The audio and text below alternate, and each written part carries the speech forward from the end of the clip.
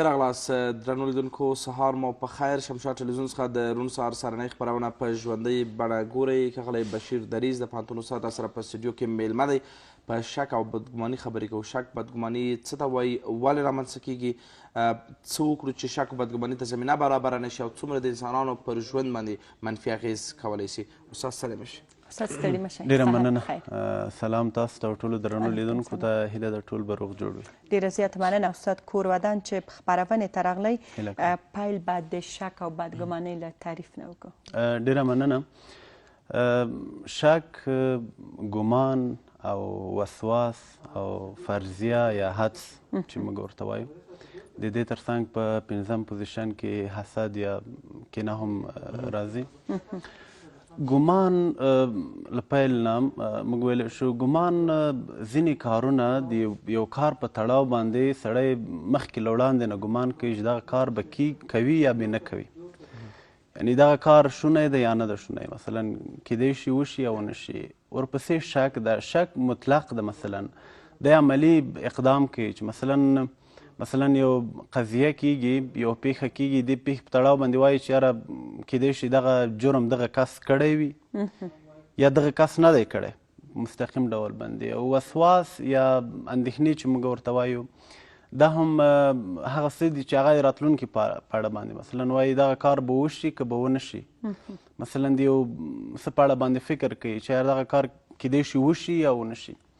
دې ترڅنګ حدس یا فرضیه چې د هغه مخکې له وړاندې وړاندوینه ده. خو دلته بیا په خپلو کې دا توپیر لري. مثلا موږ د ګمان او د شک، مثلا ګمانونه هم ډولونه لري چې بد ګمانونه دي او ښه ګمانونه دي. همداراز شکونه هم په 2 ډوله دي چې معقول او غیر معقول شکونه دي. وسواسونه هم همدا ډول په 2 دي چې مثلا موږ ویلی شو چې فکري وسواس او عملي وسواس. همداراز فرضیې یا مثلا حدسونه او حسدونه په ټوله کې تقریبا یو بل سره ورتوالی لري، ځکه ټول د افکارو زیږنده ده او ټول په افکارو باندې اغېزه کوي، فکرونو باندې اغېزه کوي.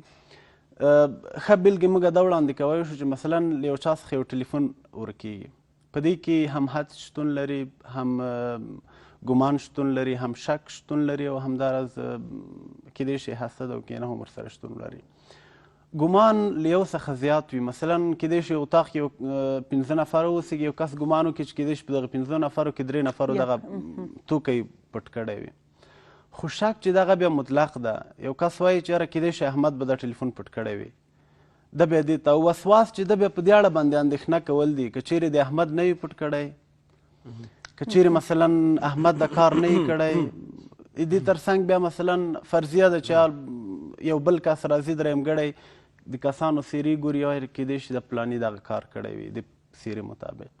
حسد او کینې بیا ډېری وخت دغه شک، ګمان او وسواس تر ډېره پورې د حسد یا کینې په اساس هم راځي. مثلا په صنف په اتاق کې تاسو سره 5 نفره دي، 5 نفرو کې د 3 ملګري دغه 2 در سره روابط جوړ نه دي، نو دغه خلکو سره ستا ذهني یا دماغي جوړه نه ده، یعنې ته نه ورسره غږېږي یا خبرې نه ورسره کوي، نو دغه درو په پرتله باندې دغه 2 باندې ستا شک او ګمان ډېر راځي. ځکه دلته یو ډول حسد او کینه هم شتون لري چې مثلا موږ دلته ویلی شو چې یو کس یو بل کس سره مشکل لري، نو په دې خاطر باندې کیدی شي هغه کار به 3 نورو کړی وي، خو دغه 2 باندې ګمان او تر ګمانو راخوا شک ډېر شتون لري. د دې معمول د شک، ګمان او حدس او مثلا وسواس د اصل ده. هیڅ انسان هغه که د نړۍ په هر سمت یا هر کونج کې اوسېږي، هیڅ داسې انسان نشته ده چې دغه فکرونه یا افکار پکې شتون ونه لري. په ټولو انسانانو کې شتون لري، خو ځینې ټولنې دي چې په هغو کې ډېر زیات شتون لري. مثلا یو انسان نشي کیدی چې د ګمان له عمله مړ شي، یو انسان نشي کولی چې مثلا د شک له عمله په یو چا باندې شک ولري مړ شي، خو زه باور یم چې د وسواس او اندېښنې له امله مړ کیدی شي. ځینې وسواسونه دي چې موږ ویل چې فکري وسواسونه دي یا اندېښنې دي، ځینې دي چې عملي دي چې عملا د وسواس ډګر ته ښکته کیږي، مثلا عمل ترسره کوي. نو په دې وخت کې یعنې تر ټولو مضر چې د هغه وسواس ده، دغه تر ډېرو پورې ټولنو ماحول پورې تړاو لري. ولې په یو ټولنه کې وسواس او ګمان زیات شي؟ ولې په یو ټولنه کې مثلا شک زیات شي؟ ماحول پورې تړاو لري. ځینې ماحول دي چې هغلته اصلا ګمان، شک او وسواس ته ځای نه پاتې کېږي. مثلا داسې ټولنې چې هغلته له هر پلوه تقریبا په ځان بسیا دي. مثلا د لوږې وسواس ورته نه لویږي چې زه به سبا ډوډۍ پیدا کړی شم او که نه شم کړی، ماحول یې جوړ ده. دې تر څنګ مثلا دغه کس ټلیفون یا مثلا هغه مال چې دا خوندي ده، څوک نشي پټولی. دا اصلا دې په تړاو باندې سوچ او تشویش هم نه کوي چې بالکل او شک نه وي، په چا نه شک رامنځته کېږي، نه امکانات شتون یا لارې چارې نه وي برابرې، او ګمانونه هم همداراز شتون لري، خو په ډېره کم فیصدي په داسې ټولنو کې شتون لري. خو داسې ټولنې چې لکه زموږ افغاني ټولنې دلته بیا تر حد هم زیات شي. مثلا شکونه هم تر دې ورسېږي چې د خدای په خدایۍ کې شک را پیدا شي. استاد ولې شک رامنځته کېږي؟ زمینه سازي ورته ډېره زیاته مهمه ده، ځینې خاص عوامل لري؟ ما همدا خبره باندې موضوع باندې اوس خبرې وکړې. ټولنه ډېر رول لري، تر هر څه وړاندې ماحول ډېر رول لري. څومره چې ټولنه په فکري لحاظ آرامه وي، هغومره د شک او د ګمان او د وسواس امکانات ډېر کم وي ورسره. څومره چې ټولنه له هر پلوه نارامه وي، له هر پلوه مثلا جګړه پکې وي، غلا پکې وي، قتل پکې وي، انسان دوستي پکې نه وي، وطن دوستي پکې نه وي، دغه ډول ټولنې کې بیا دغه هم ورسره اضافه کېږي. ښه ده چې مثلا اوج ته ولې رسېږي، دا بیا خپل علائم لري یا خپل عوارض لري چې مثلا ولې یو شک یا ګمان اوج ته رسېږي. ځینې کارونه دي، مثلا یو ښه بېلګه دلته ښه ده چې د لیدونکو لپاره تر څو دوی پرې پوه شي، دغه نجاران مثلا یو ونه راخلي، یو لرګی، دا یو ډول یا وسیله لري چې په هغه باندې ښویوي، تر هغو پورې ښویوي پې چې دغه خپل لیول ته ورسېږي. ګمان او شک هم دغسې ده، پیل کې ډېر په مایل ډول یا ډېر مثلا لیول ډول باندې وي، خو وروسته ده چې ډېر تکرار شي. یو ځل مثلا یو کس ته ضربه ورسېږي، دوم ځل بیا ورته ضربه ورسېږي، درېیم ځل بیا دی په دې کې له خپل حال او احوال نه واوړي. مثلا زموږ ډېر کسان په دې کې شکمن دي چې مثلا زه لمونځ کومه، ما ته شک راولوېږي چې ما اوس 3 وکړل که مې 2 وکړل. دلته یو د افکارو مغشوشوالی ده، فکر مغشوش وي. مثلا لمونځ کې فکر نه وي، هغه کار کې چې ته غواړې هلته فکر شتون نه لري. فکر بل چېرته وي، دلته یو ډول تضاد رامنځته شي. مثلا هغه څه چې ته غواړې هغه نه کېږي. یو وخت چې پام کوي چې زه څه کومه، په څه باندې روان یم، هلته درنه خطا شي چې څه وشوه. یو داسې دي چې مثلا معمولا هر ځل تکراریږي، هغه بیا لامل همدغه ده چې ډېر سولول شوی، دغه کس فکرا یا ذهنا ډېر سخت تر فشار لاندې راغلی وي، ډېر ځلې مثلا داسې حالات سره مخ شوی چې دی بیا د ځان د روغېدو امکانات نه لري. نو دغه ټول تقریبا یعنی هغه مشکلات دي چې شتون لري، او د ټولې بیا حل لارې او لارې چارې هم لري چې باید څه ډول د حل کړی شي. دغه شک او بدګماني که د نورو کسانو ترمنځ رامنځته شي، امکان لري جبران شي، امکان لري په موقع باندې حل شي یا ځنډ یا وروسته. خو اساسي موضوع مهم د خاوند او مېرمن ترمنځ د شک او بدګماني را پیدا کېدل، دا داسې موارد دي چې حتی د انسان ژوند تباه کېږي، تر طلاق پورې موضوع رسېږي. دغه وخت کې دواړو جانبین د موږ مخکې پرې خبرې وکړلې، څه لازمه دي بالخصوص د کوژدنې نامزدي نه وروسته هغه د ژوند لومړني کلونه چې وي، څه باید وشي چې زمینه د برابر نه شک او بدګماني رامنځته شي؟ تر هر څه وړاندې د باور موضوع ده. که چیرې د دو کسانو ترمنځ له پیل نه باور شتون ولري، باور داسې نه ده چې هغه وایي رامنځته کېږي، هغه د وخت په تېرېدو سره د یو بل تر ازموینو وروسته، د یو بل تر امتحانولو وروسته رامنځته کېږي. مثلا باور په څه ډول رامنځته کېږي؟ وخت چې باور د هر 2 کسانو یا د هرې ټولنې ترمنځ باور شتون ونه لري، معمول ده چې هلته به شک هم رامنځته کېږي، ګمان او وسواس او اندېښنې به هم رامنځته کېږي. ښه د خاوند او مېرمنې ترمنځ مثلا یو موضوع کې شک رامنځته کېږي، معمول زموږ تاسې روزانه ژوند کې ټلیفون ته مسیج راځي، دغه مسیج یو ډول د مېرمن او د خاوند په څیر باندې یو مسیج ده شوی ده، مثلا دا سړي ته شوی ده او مېرمن یې نه ده کړی، بل چا کړی ده. په دې وخت کې ښځه وسواس کوي چې ښه ده له ما پرته بل څوک لري، څنګه چل ده.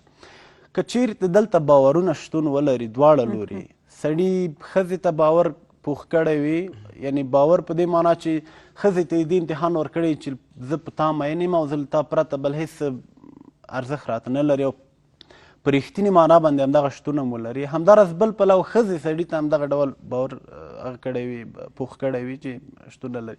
دلته کیدای شي یو ځل یا دوه ځلې اغېزه ونه کړي ځکه هلته باورونه رامنځته کېږي، خو تر ځلو وروسته عمومي مشکلات رامنځته کېږي چې مثلا کیدای شي ډېر ستونزې ولري. دلته د شک او ګمان د له منځه تلو لپاره چې مثلا څنګه کولی شي دغه ګمانونه له منځه تللی شي، حقیقت ته به ځي. که چیرې شتون هم ولري هغه به هم ښکاره کېږي تر څو هغه میرمن یا هغه خاوند چې مثلا شک یې کړی ده خپلې پایلې ته ورسېږي یا اوج ته ورسېږي چې مثلا دغه کار شوی ده یا ښه شوي یا بد شوی، یا مثلا ما نه ګناه شوې یا نه ده شوې. که چیرې اوس شوې ده بیا به نه تکرارېږي، که چیرې نه ده شوې په دغه اساس باندې نه ده شوې، ده به حد ثبوت ته رسوي. خو ځینې دي چې هغه بیا دواړه لورې مشکل هم ولري. ځینې شکونه او ګمانونه رښتیا هم وي، لکه ما چې مخکې ویل چې شکونه اوس مثلا معقول او غیر معقول دي. یو چېرته قتل کېږي یو چا باندې شک کېږي هغه په رښتیا راوځي، هغه کس رښتیا قتل کړی وي. یعنې داسې نه دي چې شکونه ټول منفي دي، نه، مثبت یا معقول عقل منونکي شکونه هم شته ده. کیدای شي ځینې شکونه رښتیا شي، په رښتینې معنا باندې مثلا کیدای شي خاوند بل چا سره روابط ولري یا میرمن کیدای شي بل چا سره روابط ولري، خو دلته بیا هغه باورونه هم له منځه ځي او شک هم رامنځته کېږي. نو دا خو بیا هغه اسلامي طریقه هم دغه د وخت شکونه رامنځته شول او دغه شکونه معقول شکونه ول په رښتیا باندې بدل شو. بیا حل لاره همغه د طلاق موضوع ده چې اسلام هم دغه ډول وایي چې مثلا د تنبیه بدوي مثلا وایي چې د 15 حالات لري چې میرمنې ته کېږي، همداراز میرمنې لورې بدیل کېږي. که چیرې وکړی شو ښه ترښه که نه وروستی برخه طلاق ده چې مثلا طلاق رامنځته کېږي. استاد توجه نه کول یا هم یو کس له عاطفي فقر سره مخامخ کېږي، دغه موضوعات د دې سبب کېږي چې یو کس درېمګړي ته مراجعه وکړي او دغه موضوع بیا د خاوند او میرمن یا هم د دوو کسانو ترمنځ د شک لامل شي. توجه کول مطلب څنګه یو بل ته نه پام کول، مثلا خاوند د میرمنې خیال نه ساتل او میرمن د بالکل دا مغه یو ډول د ګمان یا شک ته لار برابرول دي. ژوند همدغه ده چې په ښه تیر شي. وخت چې یو کس واده کوي مثلا پیل نه کوژدن چې موږ مثلا رایباري کوژدن بیا نامزادي مثلا هغه د مهلت موده ده چې دوی یو بل کې درک وکړي چې څوک مثلا په حق دی څومره مثلا دې سره ژوند کوی شي، 1 کال 1.5 کال 2 کال تر هغه وروسته یې واده مسله. کله چې د دوه کسانو میرمن او خاوند ترمنځ ګډ ژوند جوړیږي نو دلته بیا تر هر څه یعنې تر نورو ټولو کارونو پورې لومړیتوب همدغه ده چې باید متقابل احترام، متقابل توجه او متقابل درناوی وکړی شي. که چیرې ونه کړی شي دا خو معمول ده چې بیا شک ته هم زمینه برابریږي، ګمان ته هم زمینه برابریږي، دې تر څنګ وسوسې او اندېښنې هم ډېرېږي ورسره. ده چې وسوسې اندېښنې ځینې ښځې دي مثلا یا ځینې سړیان یادونه وکړو چې اطرافو کې هغوی ډیری وخت چې مثلا د زړه سکته کوي یا زړه درېږي، اساسي مشکل همدغه وسواس وي. دوی حال ویلی نه شي، که حال وایي څوک یې لارې چارې نه ورته لټوي، دی له ډېرې اندېښنې وروسته مجبور ده چې دا ساه ورکړي او زړه یې ودرېږي. دلته تر هر څه لومړیتوب همدغه لري چې باید متقابل توجه وشي په ګډ ژوند کې، باید متقابل احترام شتون ولري. که چیرې شتون ونه لري پایلې نو بیا معلومې دي چې سره مننه استاد. ډېره مننه له تاسو څخه. او که وخت وي پای کې ښه به وي چې لارو چارو باندې خبرې وشي چې مثلا څه کولی شي په لنډ ډول باندې ښه ده چې باورونه لکه مخکې م چې وویل ښه ده چې باورونه په پوره ډول باندې ټولنو کې رامنځته شي، ګډ ژوند کې رامنځته شي. زما په نظر تر ټولو حل لاره مې همدغه وي چې څومره شتون ولري باور رامنځته شي، امن، امنیت او سوکاله ټولنه د یو آباد افغانستان په هیله. ډېره زیاته مننه. تاسو څخه هم